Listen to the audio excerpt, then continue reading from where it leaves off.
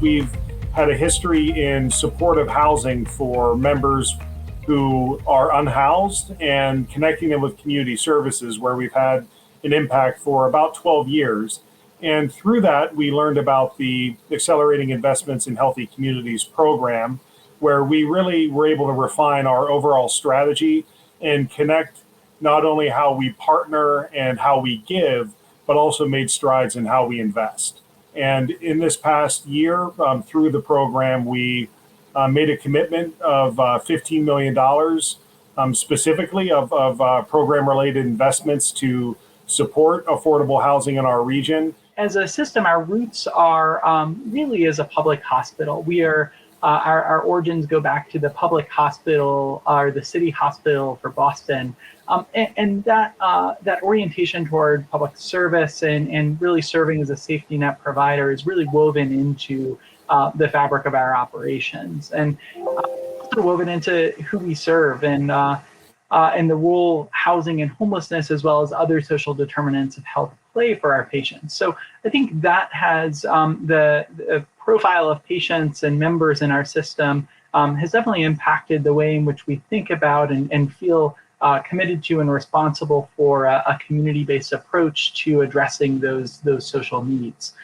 Just to give a sense, homeless patients represent, or about 6% of our members are people experiencing homelessness, and about 10% of our inpatients in our hospital at any given time are experiencing homelessness.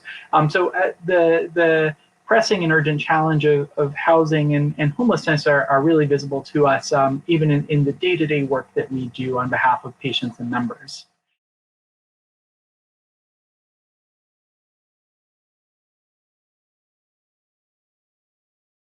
We are always seeking to put our patients, our members, our employees of the community at the center of what we do, to make sure that every patient gets the right care, the right way, at the right time, every time. And that work is impossible when you're not addressing some of the underlying barriers to care and social determinants of health. So this work fits in squarely within that agenda. So we have invested deeply in community-based organizations who support our members, whether it's transitioning from a nursing home into community-based housing and having housing navigators on staff, or helping members who are experiencing homelessness navigate a complicated housing system, get them attached to a community human services agency, who then is able to support our member in that journey from finding a house to supporting them in tenancy longer term.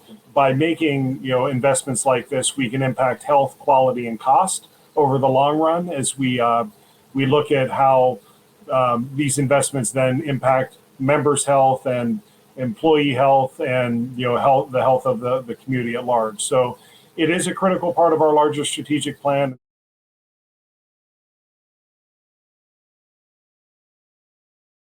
So we have about 200,000 individuals, or just shy of that, who are enrolled in accountable care organizations that we help operate, and that the model for us enables a longer term and more holistic view of patient and member care that helps us actually think about the non-clinical factors as well as clinical factors in a patient's care. And so I think an example of that is our ability to work with partner organizations to fund programs in nutrition and housing that may have an impact on member quality or total cost of care measures, in addition to being the right things to do for patients. So I think there's a bit of policy context for us that has actually helped us ensure that it stays front and center of our strategy as an organization. Leadership is critical in making this type of project work. From the president of our government business in the health plan, through our health plan CEO and CFO, our chief investment officer, and our members of our board. And this wouldn't have happened without their buy-in and support. But creating and sustaining this is also in part why we created this new department, the UPMC Center for Social Impact, in order to have a place where we can continue to engage in this work.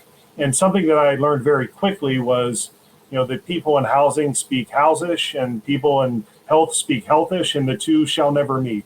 And so understanding, and through this program specifically, building our bench strength in terms of articulating, housing issues in that health context, and understanding the mechanics of housing finance can be very complicated. So you need that sustained institutional trust in order to be able to advance these issues. And I think this has been a great example within our integrated delivery system of collaboration between the payer and provider side that aligns what we do from a community benefit standpoint to what we do from a health plan and patient and member facing standpoint. I think another thing related to what Ray described that was on my mind with regard to leadership buying, which for BMC has been really substantial and critical to success, is that it helps us take a longer term view on things as well. I think there are places where investments and collaborations with community organizations can take time to come together, have learning curves, and can take time to actually see results. And so having the patience to be able to look with that longer horizon is really critical. And when I think about the different dimensions that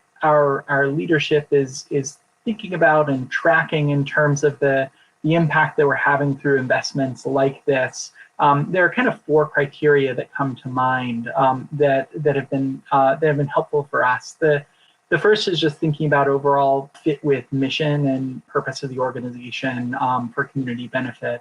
The second is evaluating through and assessing through the lens of quality and the effects we can have on quality of patient care or member experience. The third is just financial health and sustainability.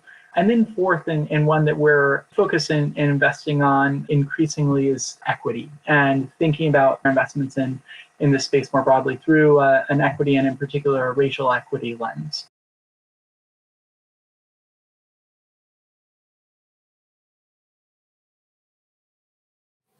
Within the context of the pandemic and after the murder of George Floyd, it really awoke a much broader interest into social determinants of health. And also, it really helped give momentum to understand how these types of catalytic investments, can move us forward. So within that context, we've certainly, accelerated and changed the way that we've, participated in things like housing. Similarly, looking at ways where, we can begin to address many of the, health disparities that we've known have been there for years and years, but targeting our investments more broadly. So how do we coordinate our tax credit giving and our charitable giving and our housing investments in the same neighborhoods where we know we have density with Medicaid members who are facing some of the greatest health disparities, especially amongst people of color.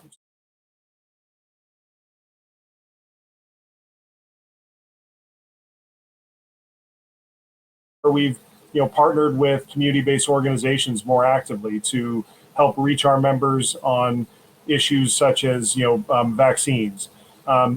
Similarly, we've engaged during the pandemic with an organization that helps us connect our members to state and federal benefits that they may not qualify. They qualify for, but they may not be enrolled. So things like SNAP and WIC and LIHEAP and our state's property tax and rent rebate program. So these types of conversations have long been happening. This type of braiding has long been on the table, but the importance of it and the urgency of it has enabled us to do a lot more quickly in response to our community needs. I think what we've been trying to do, big picture as a system, is measuring where there are inequities or where we observe inequities, and then prepare to make investments and operational changes for us and for our community to address them. And I think where that connects back to the partnership we were able to have through AIHC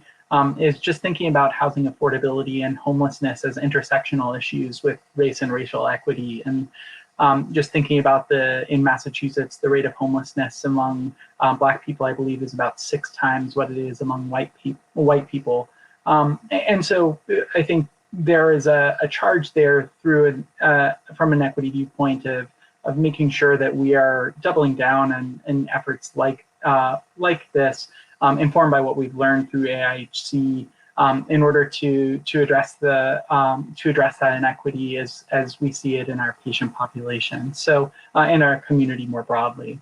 I think the other thing that has underscored the importance of work beyond the hospital and health system walls for us is COVID also laid bare for us the degree of connection between housing and health like never before, where we partnered closely with homeless services providers and the city and the state in Massachusetts to try to prevent infection of COVID in homeless shelters, to operate a COVID positive recuperation facility for people experiencing homelessness, because that was going to be a need in a pandemic like COVID.